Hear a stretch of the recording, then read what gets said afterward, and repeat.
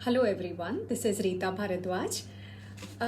बहुत सारे लोगों का एक डिमांड था कि हमें कोई ऐसे अवेयरनेस सेशंस करने चाहिए जो मेटाबॉलिक एरर्स जैसे कि डायबिटीज़, जैसे कि पीसीओडी, जैसे कि हार्मोनल इम्बैलेंसेस, इन्हें भी एड्रेस कर सके।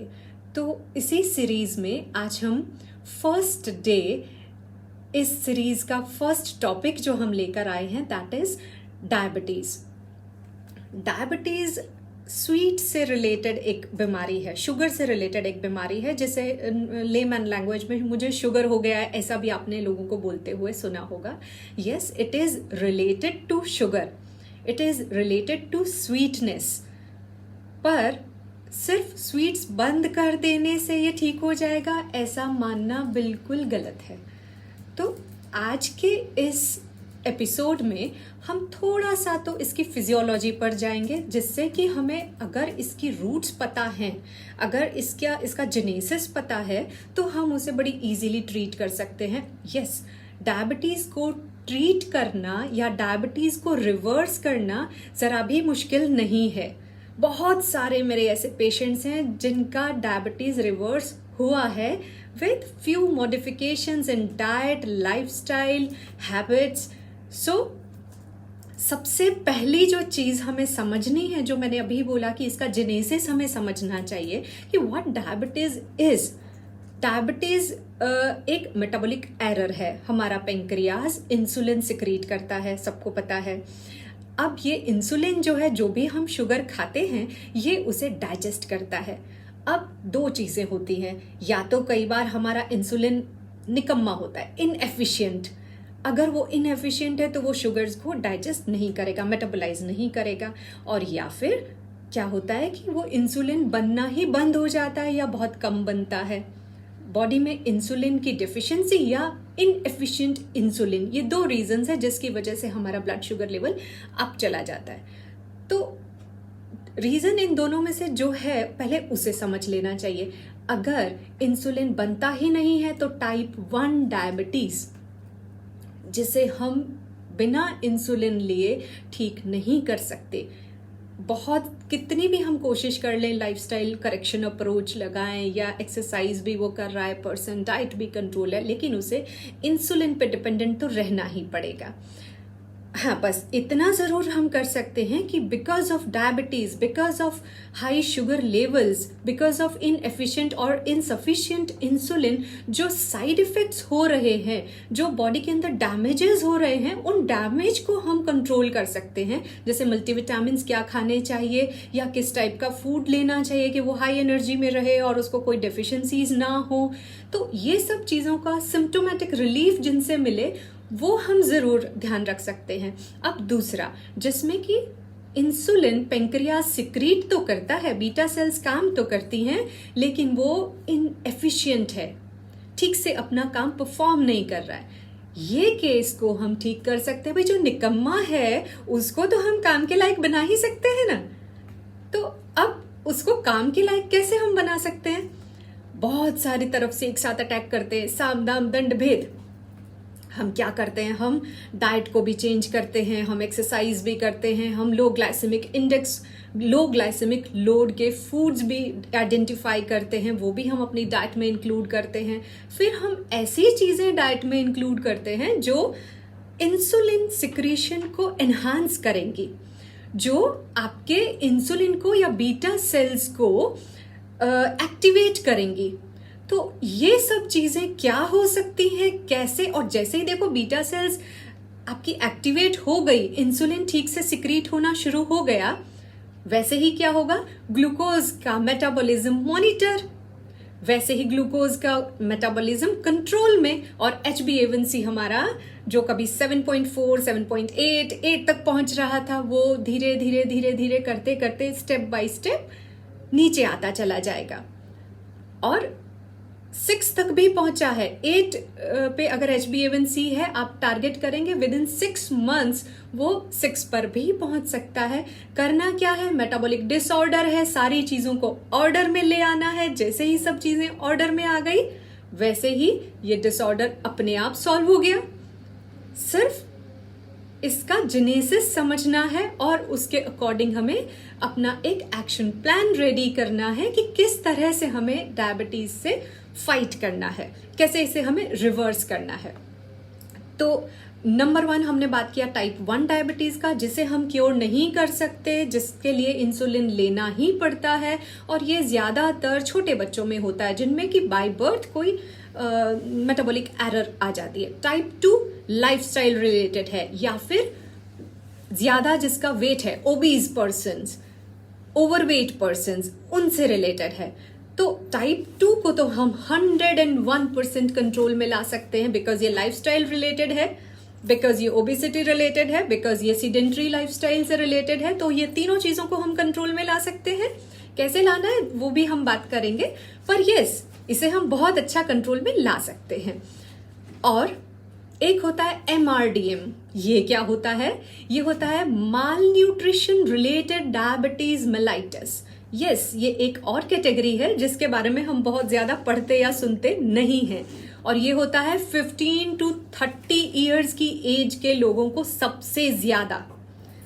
ये क्या है? Malnutrition related diabetes mellitus. It means जिन लोगों की बॉडी में जो माल नरिश्ड हैं, और जिन लोगों की बॉडी में ऐसे न्यूट्रिएंट्स जो कि बीटा सेल के फंक्शनिंग के लिए इंपॉर्टेंट हैं, वो अगर नहीं हैं या वो अगर कम हैं, तो उन्हें MRDM होगा। एंड ये MRDM का कभी पता ही नहीं चलता, क्योंकि 15-16 साल 20 साल तक तो कभी कम आया ही नहीं होगा कोई भी पैरामीटर। अगर आपने ब्लड टेस्ट करवाए होंगे, या टायर्डनेस नहीं फील हुआ, या कोई भी डायबिटीज का सिम्टम आपको फील ही नहीं हुआ होगा। ये अचानक से डायग्नोज होगा जब आपको बहुत थकान महसूस होने लगी, वेट अचानक से और रिड्यूस होने लगा, या इचीनेस बॉडी पे आने लगी, एक्सेसिव ड्राइनेस आने लगी, एक्सेसिव पॉलीडिप्सिया, पॉलीफेजिया, बहुत ज्यादा खाना खाने की टेंडेंसी, बहुत ज्यादा प्यास लग रही है, बार बार यूरिनेशन के लिए जाना पड़ता है। जब ये सारे सिम्टम्स आए तब आपने शुगर टेस्ट कराया और अचानक से पता चलता है कि आपका ब्लड शुगर लेवल 120 जो होना चाहिए फास्टिंग, 100 से 120, उससे कहीं बहुत ज्यादा चला गया है। और अब इसका रीजन क्या है? ज्यादातर क्या होगा कि बहुत सारे लोग उसी वक्त ओरल मेडिसिन पर आ जाएंगे, लेकिन ये तो माल न्यूट्रिशन से रिलेटेड है। इसमें ओरल ड्रग्स लेने की हमें जरूरत ही नहीं है। एंटी डायबिटिक ड्रग्स तो सेकेंड लेन ऑफ ट्रीटमेंट होना चाहिए, बिकॉज ये तो माल न्यूट्रिशन से रिलेटेड है। जैसे ही आपने उन डेफिशिएंसीज को ठीक कर दिया, कौन सी डेफिशिएंसीज उसकी भी बात करते हैं, जैसे ही आपने उन डेफिशिएंसीज को ठीक कर दिया, वैसे ही ये डायबिटीज जो बिकॉज ऑफ एरर आई थी, ये ऑटोमेटिकली ठीक हो जाती है। कौन सी ऐसी डेफिशिएंसीज हैं? Zinc number 1, selenium, copper and proteins, क्योंकि इंसुलिन एक हार्मोन है और उसके सिंथेसिस में प्रोटीन की जरूरत है, और जिंक, बीटा सेल्स को एज कैटलिस्ट जिंक की जरूरत है। तो जिंक की डेफिशिएंसी, प्रोटीन की डेफिशिएंसी, सिलेनियम की डेफिशिएंसी या क्रोमियम की अगर डेफिशिएंसी आपकी टीन एज में रही है, तो आपको MRDM होने के बहुत ज्यादा चांसेस हैं। तो ये एक टाइप का और डायबिटीज है। फिर एक डायबिटीज का आपने बहुत नाम सुना होगा, हालांकि ये सिर्फ 1% वुमेन को होता है। ये है जेस्टेशनल डायबिटीज। जेस्टेशनल डायबिटीज मतलब प्रेगनेंसी के दौरान अगर शुगर लेवल्स हाई चले जाते हैं तो वो जेस्टेशनल डायबिटीज है। अब होना तो ये चाहिए कि जब सिर्फ प्रेगनेंसी के दौरान ही हाई गया है शुगर लेवल, तो आफ्टर प्रेगनेंसी वो नॉर्मल पे आ जाना चाहिए, लेकिन 99% केसेस में ऐसा नहीं होता, और बहुत लंबे टाइम के लिए एंटी डायबिटिक ड्रग्स लेनी ही पड़ती हैं, या वो एक हैबिट ही हो जाती है, फिर पूरी लाइफ आप मेडिसिन लेते हैं। पर हम यहाँ क्या कर सकते हैं? जेस्टेशनल डायबिटीज जैसे ही डिलीवरी हुआ, वैसे ही अगर आपने पूरी तरह से जितने भी आज हम बात करेंगे प्रिवेंटिव मेजर्स की और करेक्टिव मेजर्स की, वो सारे के सारे अगर आपने just after delivery, just after pregnancy, सब के सब अडॉप्ट कर लिए, फॉलो करने शुरू कर दिए, तो जेस्टेशनल डायबिटीज 100% क्यूरेबल है, वो दोबारा कभी नहीं आएगा, रिकर नहीं होगा जब तक कि आप थोड़ी सी चीज़ों का ध्यान रखते रहेंगे।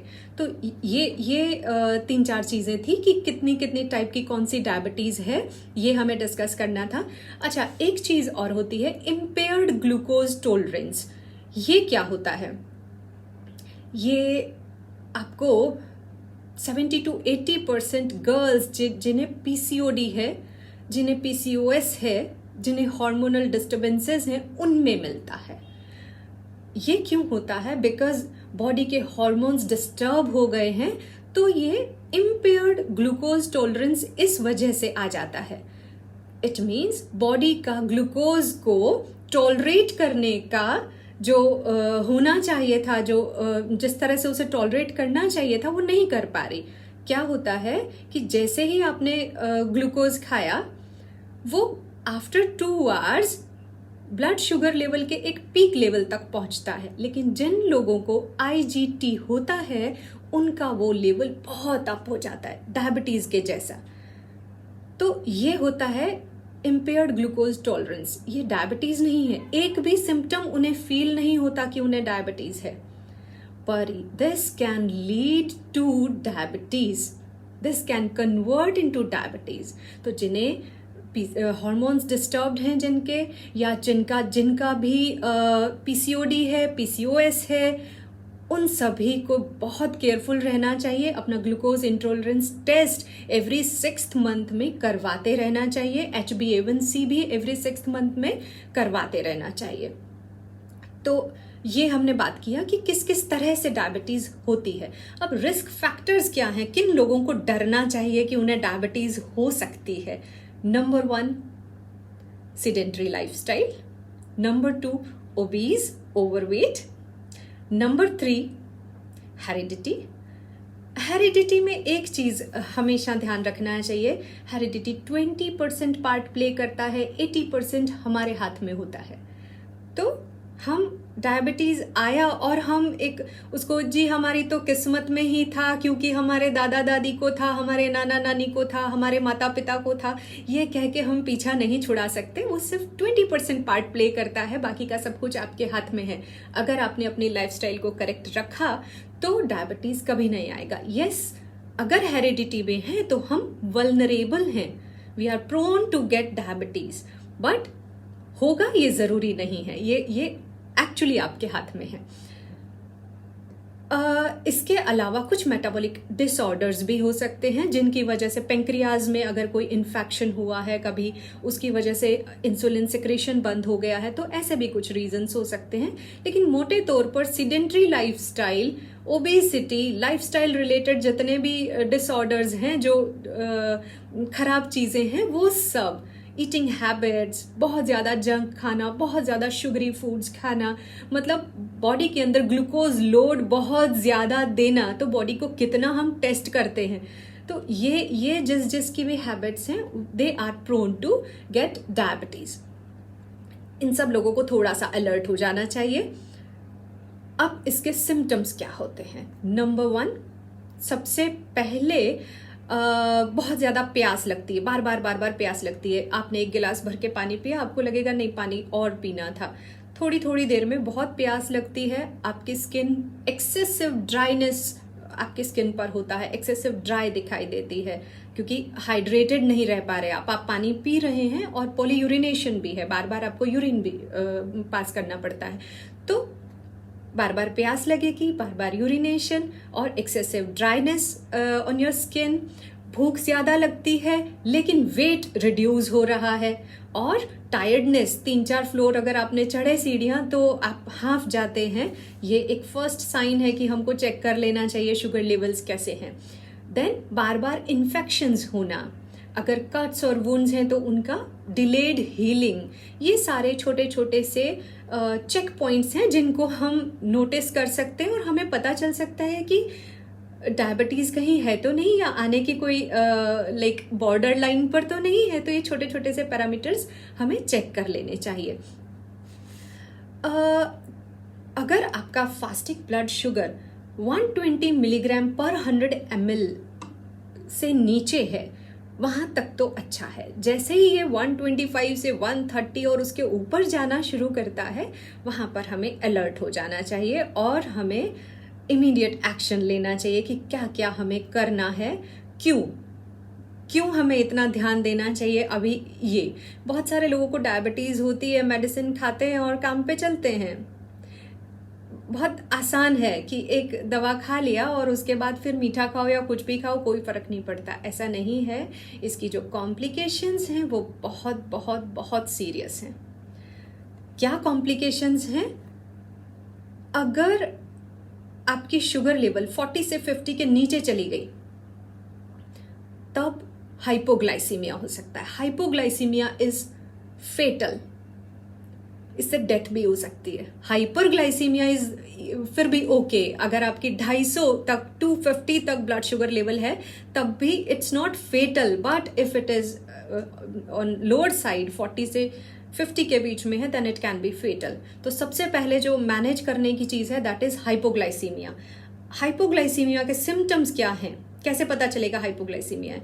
जैसे किसी ने जो ओरल डायबिटिक ड्रग्स पर हैं उन्होंने दवा तो खा ली लेकिन खाना नहीं खाया, भूल गए या मन नहीं किया, या फिर बहुत ज़्यादा एक्सेसिव एक्सरसाइज किया, बहुत रनिंग किया जिसमें बहुत शुगर बॉडी का यूज़ हुआ, एनर्जी बहुत ज़्यादा यूज़ हुआ, या फिर एक चीज़ और है स्ट्रेस। इन तीनों केसेस में ब्लड शुगर लेवल जुप करके नीचे गिर जाती है। अब इसे पहचानना कैसे है? पेशेंट को क्या फील होता है? रेस्टलेसनेस, सांस लेने में तकलीफ, स्वेटिंग, बहुत ज्यादा पसीना आएगा, हाथ पैर बिल्कुल ठंडे पड़ेंगे और सिंकिंग फीलिंग कि जैसे कहीं आप डूब रहे हैं, ऐसी वाली फीलिंग आती है कि बिल्कुल आप धीरे धीरे बॉडी आपका साथ नहीं दे रही है।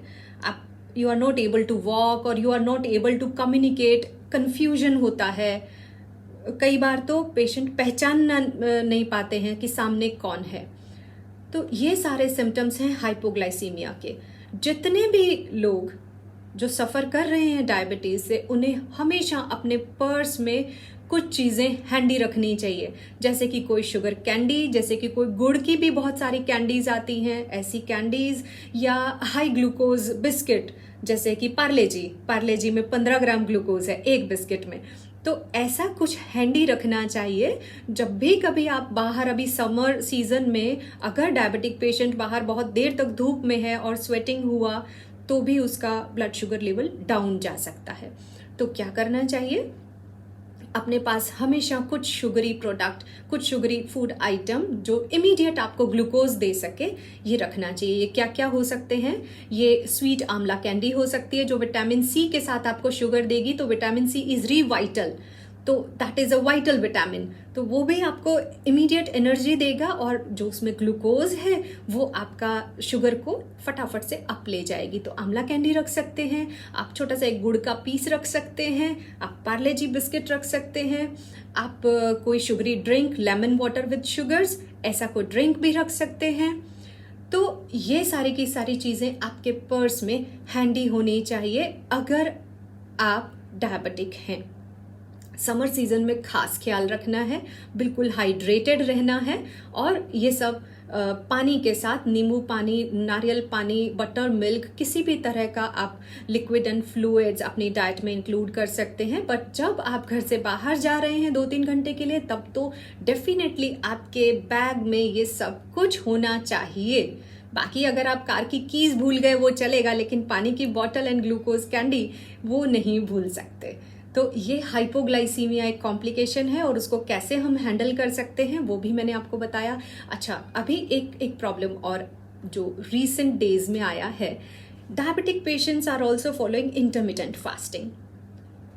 दे can not do this because diabetic patient की बॉडी इतने आवर्स, 12 घंटे 16 घंटे जो फास्टिंग विंडो है, वो फास्टिंग आवर्स इतने ज़्यादा देर तक वो लोग भूखे नहीं रह सकते। कोई भी टाइम पर हाइपोग्लाइसीमिया शॉक अगर एक भी आया तो that can be fatal. Intermittent fasting जैसा कुछ भी नहीं करना है। इनफैक्ट फ्रीक्वेंट मील्स होने चाहिए, हर 2 आवर्स में कुछ ना कुछ खाना चाहिए। That should be low in glycaemic index, sugary ना हो। But minerals and vitamin rich होना चाहिए। ऐसे दैट आई टेल यू कि क्या क्या चीज़ें हम ऑप्शंस ऐसे कौन से हैं स्नैकिंग के जो हम हमेशा कैरी कर सकते हैं या पूरे दिन हम खा सकते हैं, वो भी हम डिस्कस करेंगे। बट यस, इंटरमिटेंट फास्टिंग्स और किसी भी तरह का पूरे दिन भूखा रहना किसी भी डायबिटिक पेशेंट के लिए एडवाइजेबल नहीं है, तो वो नहीं ही करना है। तो फर्स्ट कॉम्प्लिकेशन था हाइपोग्लाइसीमिया, उसे कैसे एड्रेस करना है ये हमने डिस्कस किया। Next is ketoacidosis. कीटोएसिडोसिस एक ऐसी कॉम्प्लिकेशन है जिसकी वजह से पेशेंट्स आईसीयू भी जा सकते हैं, क्योंकि कीटोएसिडोसिस के सिम्टम्स इतने दिखाई नहीं देते, इतने विजिबल नहीं होते जब तक कि वो एक्यूट कंडीशन में नहीं पहुंच जाता। कीटोएसिडोसिस में बहुत ज़्यादा प्यास लगना, सेम हाइपोग्लाइसीमिया के जैसे कुछ सिम्टम्स मिलते जुलते हैं, लेकिन सिर्फ एक डिफरेंस है। नंबर 1 प्यास ज़्यादा लगेगी, नंबर 2 ड्राउजीनेस फील होगा, वीकनेस फील होगा। ये तो सब हमने हाइपोग्लाइसीमिया में भी डिस्कस किया। पसीना भी ज़्यादा आएगा। अभी कीटोएसिडोसिस को पहचानेंगे कैसे? अगर आपको ये लगता है कि पेशेंट बात करते करते अपनी बात भूल रहा है, कंफ्यूजन है, तो ये कीटोएसिडोसिस का केस हो सकता है। सेकंड चेक, आप उसको ऐसे करके सांस लेने को कहिए, और जब वो सांस अपना खुद स्मेल करे तो उसे फ्रूटी स्मेल जिसे कहते हैं, फ्रूट्स की, वाटरमेलन जैसी एक स्मेल अगर आती है ब्रेथ में, it means this is ketoacidosis. Immediately उसको हॉस्पिटलाइज करना चाहिए। क्यों हुआ ये कीटोएसिडोसिस? क्योंकि आपकी बॉडी शुगर को तो यूज कर ही नहीं पा रही। अब जब शुगर को हम यूज नहीं कर पा रहे तो बॉडी को तो अपने वाइटल फंक्शंस को परफॉर्म करना ही है। Any how show must go on. तो क्या होगा, बॉडी का प्रोटीन और फैट्स वो आगे आकर के कार्बोहाइड्रेट का काम करने लगेंगे, एनर्जी देना शुरू करते हैं। अब जब वो एनर्जी देना शुरू करते हैं तो क्या होगा, प्रोटीन्स और फैट्स के मेटाबॉलिज्म में जो बाई प्रोडक्ट्स बनते हैं वो कीटोन्स होते हैं। अब ये कीटोन्स हमारे ब्लड में बहुत ज्यादा ऐड हो गए। ये कीटोन्स तो हमारी बॉडी झेलने के लिए तैयार ही नहीं थी। ये extra burden and these ketones are toxic. तो इसलिए ये कीटोएसिडोसिस फेटल है और बहुत बहुत बहुत खराब चीज है। अगर कोई जेस्टेशनल डायबिटिक पेशेंट है आपके घर में तो बहुत ज्यादा केयरफुल होने की जरूरत है, बिकॉज प्रेगनेंसी के टाइम पर कीटोएसिडोसिस कभी भी हो सकता है। तो हमेशा चेक रखिए। जितने मैंने सिम्टम्स बताए हैं इनमें से कोई भी अगर आप फील करते हैं तो इमीडिएटली डॉक्टर के पास जाना बहुत जरूरी है। तो ये हमने बात किया हाइपोग्लाइसीमिया का और कीटोएसिडोसिस का। इसके अलावा इन्फेक्शंस बहुत ज्यादा होते हैं। क्यों? क्योंकि किसी भी डायबिटिक पेशेंट की बॉडी बहुत वल्नरेबल है। तो जब बॉडी वल्नरेबल है और बाकी की डेफिशिएंसीज भी वहां हैं, तो बॉडी के बहुत ज्यादा चांसेस हैं due to lack of immunity बार बार यूटीआईज होंगे, यूरिनरी ट्रैक्ट इन्फेक्शंस, या स्किन पर कोई infections and cuts and wounds की हीलिंग नहीं होगी। अगर किसी को बार बार इनमें से कोई भी सिम्टम फील होता है तब भी उसे जाकर के अपना HbA1c टेस्ट करवाना चाहिए, फास्टिंग ब्लड शुगर टेस्ट करवाना चाहिए, मील्स के 2 घंटे के बाद का ब्लड शुगर लेवल वो भी चेक करवाना चाहिए। तो ये तीनों चीजें हमेशा इनमें से एक भी सिम्टम जो भी अभी तक हमने डिस्कस की, इनमें से एक भी सिम्टम अगर आपको फील होता है तो डेफिनेटली ये चेक रखना चाहिए। लॉन्ग टर्म कॉम्प्लिकेशंस क्या हो सकती हैं? लॉन्ग टर्म कॉम्प्लिकेशंस बहुत खराब हैं। एथेरोस्क्लेरोसिस हो सकता है, आपकी ब्लड वेसल्स के अंदर क्लोटिंग हो सकती है, कैल्सिफिकेशन हो सकता है, आईज पर बहुत ज्यादा फर्क पड़ता है, आईसाइट आपकी धीरे धीरे विजन कम होते चला जाता है, एंड किडनीज पर इफेक्ट पड़ता है, क्योंकि किडनी जो शुगर को जितना उसको डिस्कार्ड करना था बॉडी से वो उससे कहीं ज्यादा कर रही है, बिकॉज शुगर तो हम डाइजेस्ट कर नहीं पा रहे। तो ये शुगर की वजह से जो एक्स्ट्रा बर्डन किडनी पर गया, तो किडनी पर भी बहुत इन्फेक्शंस होने के चांसेस होते हैं। क्रिएटिनिन लेवल अप हो चला जाता है क्योंकि प्रोटीन्स का मेटाबॉलिज्म डिस्टर्ब हुआ। तो ये सारे के सारे कॉम्प्लिकेशंस इंटर रिलेटेड हैं। हमेशा ध्यान रखना है, अगर किडनी से रिलेटेड भी कोई प्रॉब्लम है तब भी ब्लड शुगर लेवल तो हमेशा टेस्ट करवा ही लेना है। जब भी आप कोई भी ब्लड पैरामीटर्स चेक करवाते हैं, HbA1c साथ में जरूर करवा लेना चाहिए। HbA1c क्या होता है? 3 महीने का एवरेज ब्लड शुगर लेवल, वो जरूर चेक करवा लेना चाहिए, जिससे कि आपको एक आइडिया मिले कि मीन ग्लूकोज लेवल क्या है, आपकी बॉडी का एक एवरेज ग्लूकोज लेवल क्या रहता है। उससे आपको एक क्लियर आइडिया आ जाएगा कि कितना आपको प्रिकॉशंस लेने की जरूरत है। अभी ये सारी हमने बात की कि क्या सिम्टम्स हो सकते हैं, क्या कॉम्प्लिकेशंस हो सकती हैं। अब बात करते हैं कि हमें करना क्या है, किस तरह से हम अगर हम डायबिटिक हैं तो किस तरह से उसको रिवर्स कैसे लेकर जा सकते हैं। रिवर्स ले जाने के लिए, जैसे मैंने शुरू में बोला था कि साम दाम दंड भेद, हम हर तरह से अटैक करेंगे डायबिटीज पर। तो हर तरह से हम क्या अटैक कर सकते हैं? Effect of breathing, magic of breathing number 1 पे मैं डिस्कस करूंगी। I am a clinical nutritionist, फिर भी मैं डाइट की बात नंबर 2 पे करूंगी। नंबर 1 पे मैं बात कर रही हूं इफेक्टिवनेस ऑफ ब्रीदिंग टेक्निक्स। वो क्या है? ब्रीदिंग टेक्निक्स हैं प्राणायाम। जब भी हम करते हैं, डीप ब्रीदिंग जब भी हम करते हैं, तो ये प्राणायाम, ये डीप ब्रीदिंग की वजह से जो आपका ऑक्सीजन लेवल बॉडी में अप जाता है, वो ब्लड ग्लूकोज लेवल को सर्कुलेट अच्छे से कर रहा है, ब्लड को बॉडी के अंदर सर्कुलेट अच्छे से कर रहा है, तो आपका HbA1c डाउन जाएगा। राइट तो सबसे पहला तो प्राणायाम को ऐड कर देना है, डीप ब्रीदिंग को ऐड कर देना है अपने लाइफस्टाइल में। नेक्स्ट हम डाइट की बात करते हैं। जो भी हम खाना खाने वाले हैं, हमें उसकी 2 चीजें पता होनी चाहिए, ग्लाइसेमिक इंडेक्स और ग्लाइसेमिक लोड।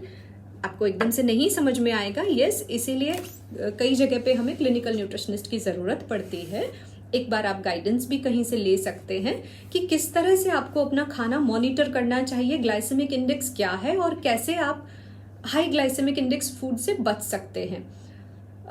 लेमैन लैंग्वेज में अगर हम बात करें तो जितनी भी चीजें हाई फाइबर होंगी वो लो ग्लाइसेमिक इंडेक्स वाली होंगी, और हमें खानी है लो ग्लाइसेमिक इंडेक्स। लो ग्लाइसेमिक इंडेक्स का मतलब 1 से लेके 55 1 to 55 लेवल तक जो जिसमें भी जिसका ग्लाइसेमिक इंडेक्स है, वो चीजें हमारे लिए बहुत अच्छी हैं। ग्लाइसेमिक इंडेक्स क्या है?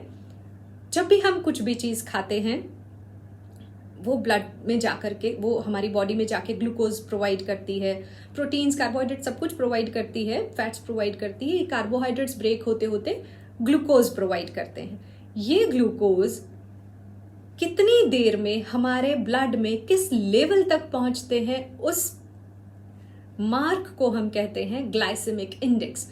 जैसे कि अगर आपने केल लीव्स का सैलेड खाया, उसमें थोड़ा सा आपने पनीर डाला, थोड़े पंपकिन सीड डाले, थोड़ी क्रैनबेरीज डाली, थोड़ी ड्रेसिंग्स भी डाली, चाहे वो चीज वाली ड्रेसिंग डाली, दैट इज ओके, बट आपने एक अच्छा सा rich fibre, rich in micronutrients and 0 in carbohydrate, ऐसा आपने एक ये फ्रूट सैलेड, ये लीव्स का सैलेड आपने खाया, तो ये जो इसका जो ग्लाइसेमिक इंडेक्स होगा, ये कहीं होगा 5 to 10 के बीच में। इसकी जगह पर अगर आपने एक मैदा का ब्रेड और उसके ऊपर जैम लगा के खाया होता, तो उसका होता अबव 70। तो ये डिफरेंस है। तो जब भी आप खाना खाते हैं, आपको समझ में आना चाहिए कि ये रिफाइंड कार्बोहाइड्रेट्स हैं, शुगरी चीज़ें ज़्यादा हैं, इसमें फाइबर अगर कम है तो हमें उसको अवॉइड कर देना चाहिए। हमें सिर्फ वही चीज़ें खानी चाहिए जो कॉम्प्लेक्स कार्बोहाइड्रेट्स हैं, जैसे कि आप ओट्स खा सकते हैं, जैसे कि आप रिच फाइबर वेजिटेबल्स खा सकते हैं, फ्रूट्स खा सकते हैं। बहुत सारे फ्रूट्स ऐसे हैं जो बहुत शुगरी हैं, जैसे कि वाटरमेलन। तो डायबिटिक पेशेंट को वाटरमेलन का जूस नहीं दे सकते। यस, हम थोड़ा सा वाटरमेलन खाने दे सकते हैं, लेकिन वाटरमेलन का जूस नहीं दे सकते। बट हम पेयर और एप्पल और पपाया, ये हम बहुत फ्रीक्वेंटली दे सकते हैं। बनाना इज ओके, उसका मीडियम में आता है ग्लाइसेमिक इंडेक्स, हम बनाना भी दे सकते हैं। चीकू हम नहीं दे सकते, यस मैंगोज हम दे सकते हैं, लेकिन किस तरह से? आम रस पीना नहीं है, पीसेस कट करके विद योर लंच और with your dinner, it can be a part of your meal, this bowl of mangoes, ये एक मील का पार्ट हो सकता है। सिर्फ जूस की तरह से पी नहीं सकते हम, क्योंकि वो ब्लड शुगर लेवल को एकदम अप ले जाएगा। तो आमरस नहीं लेना है, उसकी जगह पर कटे हुए मैंगोज हम ले सकते हैं, बनानाज हम ले सकते हैं, एप्पल ले सकते हैं, ब्लूबेरीज सबसे अच्छा फ्रूट है। अगर आपको फ्रेश नहीं मिलती है, आप ड्राई यूज कर सकते हैं, अनस्वीटेंड खरीदना है। तो ब्लूबेरीज की टेंडेंसी है कि वो HbA1c लेवल को बहुत कंट्रोल में लेकर आती है, आपके शुगर लेवल को कंट्रोल में लेकर आती है। स्ट्रॉबेरीज खा सकते हैं, चेरीज खा सकते हैं, कीवी खा सकते हैं, ऑरेंजेस खा सकते हैं, ऑरेंज का जूस नहीं पी सकते, मौसम्बी खा सकते हैं, मौसम्बी का जूस नहीं पी सकते, पोमेग्रेनेट खा सकते हैं, उसका जूस भी पी सकते हैं। एंड एक चीज़ और हमेशा ध्यान रखना चाहिए, जब भी हम कोई भी जूस पीते हैं that should B diluted with water. कभी भी कॉन्सेंट्रेटेड जूसेस नहीं पीना चाहिए। हमेशा फ्रेश जूस आपने निकाला, बिना छाने, थोड़ा फाइबर उसमें रहने दीजिए एंड उसमें थोड़ा पानी डालिए, और जहाँ तक हो सके फ्रूट्स को एज सच खा लेना चाहिए। जूसेस तो तब जब हम फ्रूट नहीं खा पा रहे, टाइम नहीं है, या हमें ऑफिस में सिर्फ हम एक ग्लास कैरी कर सकते हैं जिसको हम झट से पी जाएं, बॉटल कैरी कर सकते हैं। तो ऐसा जब कंडीशन होता है तब हम जूस लें, अदरवाइज हम ट्राई करें कि हम पूरा फ्रूट ही खाएं विद फाइबर्स। एक और हमेशा क्वेश्चन आता है कि व्हीट फ्लोर डायबिटिक पेशेंट को खाना चाहिए या नहीं। व्हीट फ्लोर डायबिटिक पेशेंट को बिल्कुल भी नहीं खाना चाहिए। क्यों? क्योंकि this is rich in gluten, and gluten diabetic patient का सबसे बड़ा दुश्मन है। तो सबसे पहली चीज़ तो आपके सीरियल्स की, जब भी आप चूज़ करते हैं कि कौन से सीरियल्स खाने चाहिए, तो सबसे पहला अगर आप पैकेज्ड सामान लेके आते हैं तो उस पर चेक करिए gluten free. Gluten free tag है तभी आप खरीदिए, शुगर फ्री, ग्लूटेन फ्री। तो ग्लूटेन फ्री अगर कोई भी फूड प्रोडक्ट होगा तो आपका इंसुलिन पर उतना लोड नहीं पड़ेगा, राइट। तो व्हीट तो बिल्कुल कैंसिल कर दीजिए। अगर आपका डायबिटीज लेवल बहुत हाई नहीं है तब हम व्हीट का आटा, गेहूं का आटा यूज कर सकते हैं, लेकिन उसे भी कंबाइन करके कॉम्बिनेशन के साथ एक लो ग्लाइसेमिक इंडेक्स का सीरियल जैसे कि ओट्स है, ज्वार है, इन दोनों को मिक्स करके, या किनुआ फ्लोर अभी बहुत अच्छा मिल जाता है, फ्लैक्स सीड्स को आप घर में पीस के उसका पाउडर कर सकते हैं, चिया सीड्स को आप पीस के उसका पाउडर कर सकते हैं। तो अगर आपने गेहूं के आटा में थोड़ा सा ओट्स आटा मिलाया, थोड़ा चिया सीड्स मिला दिया, थोड़ा फ्लैक्स सीड्स का पाउडर मिला दिया, थोड़ा सा आपने अगर उसमें जैक फ्रूट का आटा मिला दिया, जैक फ्रूट का आटा अवेलेबल है, ऑनलाइन अवेलेबल है, और ये ब्लड शुगर लेवल को बहुत अच्छे तरीके से कंट्रोल में लेके आता है, क्लिनिकली प्रूवन है। तो जैक फ्रूट का आटा 1 स्पून सिर्फ अगर आपने अपनी 2-3 चपाती के आटे में मिक्स किया तो इट इज़ टेस्टलेस, तो कुछ टेस्ट में भी खराब नहीं है, बट येस आपको उसका बेनिफिट बहुत ज़्यादा मिलेगा। तो कुल मिला के जो हमारे दादी नानी के ज़माने में मिस्सी रोटी बना करती थी बहुत सारी चीज़ें डाल के, हमें उसी ज़माने में वापस पहुंच जाना है। मिस्सी रोटी इज़ ओके फॉर यू। तो ये हुआ आटे का बात। अभी कुछ ऐसे स्पेशल फ्रूट्स और नट्स और फूड आइटम्स हैं जो डायबिटिक पेशेंट को ज़रूर खाने चाहिए। जैसे नंबर 1 इसमें आता है जामुन। जामुन का तो लेकिन थोड़े ही टाइम सीजन रहेगा, तो क्या करें, हम इसका पल्प निकाल के फ्रीज कर सकते हैं। 1 स्पून पल्प को पानी में मिक्स किया और हम एवरीडे पीने को दे सकते हैं डायबिटिक पेशेंट को। अच्छा, अगर पल्प एज सच हमें नहीं मिल पा रहा तो जामुन का आप एक, जिस वक्त उसका सीजन है तो उस वक्त आप उसका जैसे आम पापड़ बनाते हैं, इस तरह से डिहाइड्रेटेड फ्रूट्स जैसे मार्केट में मिलते हैं, ऐसे ही सेम आप घर पे भी OTG में बना सकते हैं। बहुत सारे उसके आपको वीडियोस भी मिल जाएंगे कि कैसे आपको घर पे फ्रूट रोल्स बनाने हैं, तो आप वो बना के रख सकते हैं। मार्केट में भी अवेलेबल हैं, आप वो भी खरीद के खा सकते हैं। बट यस, जामुन जब भी आपको फ्रेश मिल जाए तो फ्रेश खाना है, नहीं फ्रेश मिलता है तो जामुन का पाउडर, जामुन का रोल, जामुन डिहाइड्रेटेड किसी भी फॉर्म में आपको मिले ज़रूर खा लेना चाहिए। एक होते हैं ब्लैक सीड्स, कलौंजी, अनियन सीड्स बोलते हैं हम जिसे। इनका इम्पॉर्टेंस मेडिसिनल हर्ब की तरह से बहुत ज़्यादा है। ये दो तरह से काम करता है। कलौंजी या ब्लैक सीड्स या प्याज का बीज जिसको हम बोलते हैं, ये अचार में सबसे ज़्यादा डलता है। तो मैंगो के पिकल्स में आप डालते हैं इसे। इसका आप पाउडर कर दीजिए every day, empty stomach, half spoon के जितना ये ब्लैक सीड्स का पाउडर खाना अगर शुरू करते हैं तो ब्लड शुगर लेवल कभी भी एक लेवल से अप नहीं जाएगा। ये ब्लड शुगर लेवल को मॉनिटर करता है, रेगुलेट करता है। सेम वे ब्लैक जीरा, ब्लैक क्यूमन सीड्स, काली जीरी जिसको बोलते हैं, that is also very good.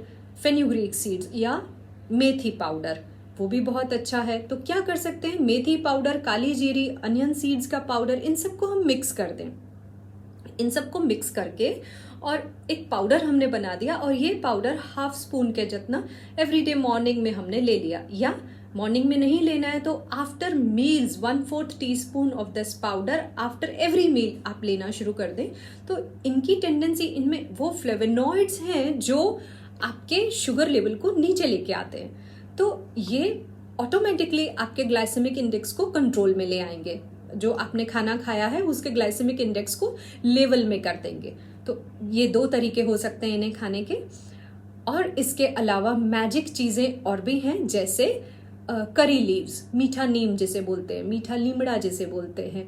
तो ये करी लीव्स जो हैं, इनमें इनकी ये टेंडेंसी होती है, ये करी लीव्स बहुत ज़्यादा ग्लूकोज लेवल को कंट्रोल में लेकर आती हैं, फास्ट कंट्रोल में लेकर आती हैं। तो अगर कभी भी किसी भी पेशेंट का ब्लड शुगर लेवल बहुत बढ़ गया है तो समझ नहीं आ रहा है कि अभी क्या करें, तो तेज़ गरम कड़ी पत्ता का उबला हुआ पानी, उसमें पिंच ऑफ सिनेमन डाल करके, पिंच ऑफ ब्लैक पेपर डाल करके आप उसको बार बार पीते रहने दीजिए। इससे थोड़ी ही देर में उसका ग्लूकोज लेवल काफ़ी कंट्रोल में आएगा।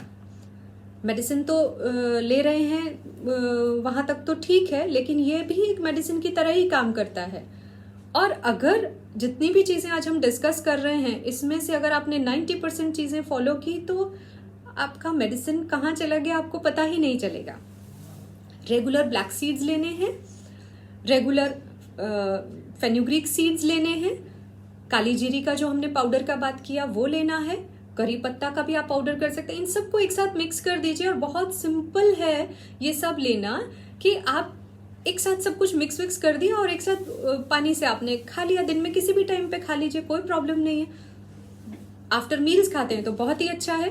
तो कितना सिंपल है ग्लाइसेमिक इंडेक्स को लेवल में लेकर के आना। इसके अलावा और हम क्या कर सकते हैं, ये तो सारी फूड आइटम्स की हमने बात की कि कैसे कैसे कैसे हम इनको कंट्रोल में लेकर आएंगे। एक और डिस्कशन का पॉइंट होता है हमेशा, एक मिथ है कि डायबिटिक पेशेंट को मिल्क नहीं पीना चाहिए। यस, मिल्क जो है उसकी वजह से शुगर लेवल अप जाता है, क्योंकि मिल्क में राइबोज शुगर है। तो अगर किसी का कोई डायबिटिक पेशेंट है और उसका शुगर लेवल ऑलरेडी काफ़ी हाई रहता है, तो उसे शुरू में मिल्क नहीं पीना चाहिए जब तक कि वो ग्लूकोज लेवल को नीचे नहीं लाता। उसकी जगह पे क्या कर सकते हैं, मिल्क लिया, उसको तेज बॉईल किया, उसमें थोड़ा सा लेमन स्क्वीज किया, वो मिल्क फट गया, पनीर बन गया, होम मेड छेना, होम मेड पनीर।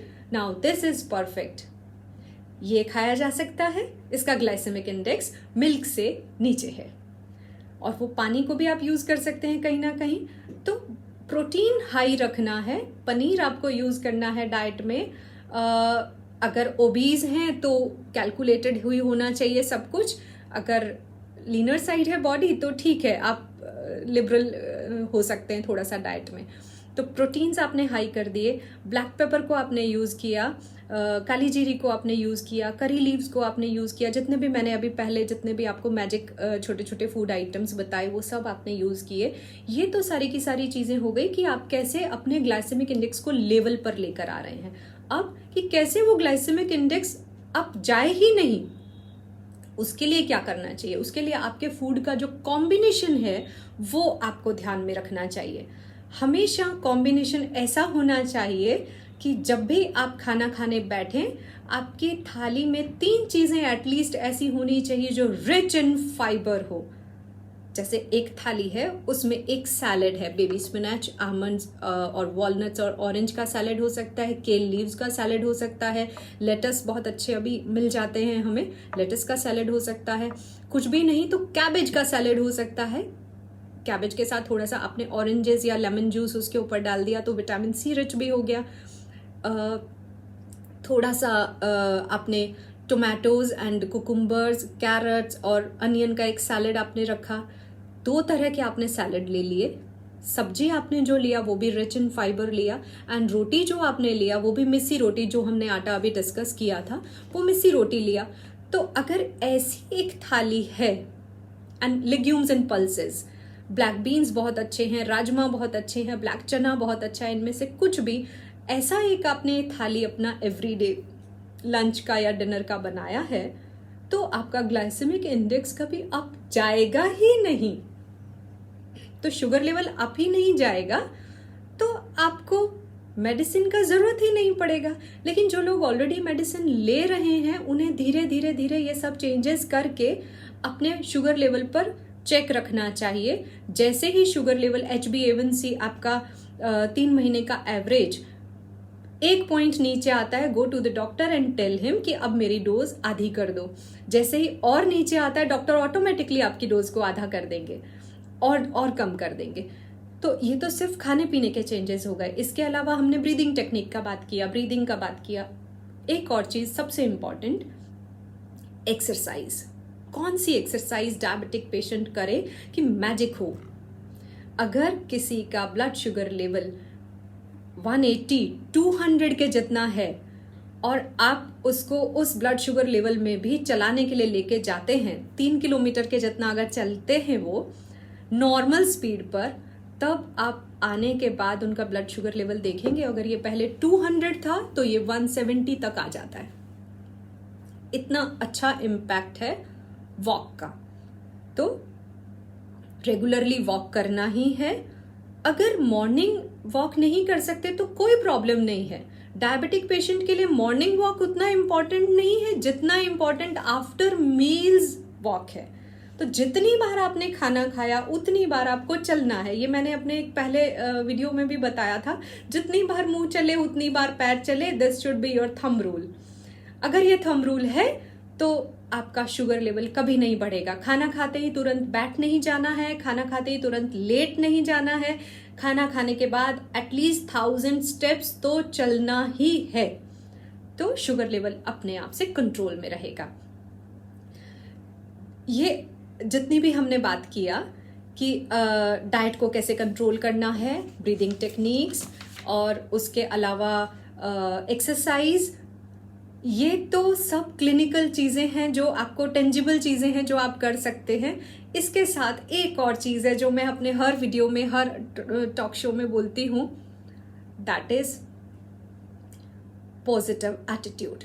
जब तक हमारा खुद का एटीट्यूड पॉजिटिव नहीं है, हम स्ट्रेस फ्री नहीं हैं, तो हम जितने ही एफर्ट्स कर रहे हैं ना, ये डाइल्यूट हो जाते हैं। तो अपनी हेल्थ के चारों पिलर्स को हमें संभाल के चलना है। गुड फूड, अपनी डिजीज या अपनी बॉडी के मेटाबॉलिज्म के अकॉर्डिंग हम अपना फूड चूज करें। Good exercise, positive attitude and proper rest, proper sleep. ऐसा नहीं रात के 2 बजे तक नेटफ्लिक्स देख रहे थे और सुबह फिर आप 11 बजे तक सोते रहे। This is wrong. Disciplined lifestyle हमेशा आपको लाइफ में पे करने वाला है। जब भी आपका लाइफस्टाइल डिसिप्लिन्ड होगा, आपको हमेशा फील होगा कि yes you are blessed, everything is in order, तो कोई लाइफस्टाइल रिलेटेड डिजीज आपको छू नहीं पाएगी, that I am sure. So I think आज के दिन के लिए इतना काफ़ी है। नेक्स्ट टाइम हम एक नई किसी डिजीज़ के साथ मिलेंगे, किसी नई डिजीज़ को डिस्कस करेंगे और उसके डिटेल्स में जाएंगे। Till then, stay happy, stay healthy. Thank you.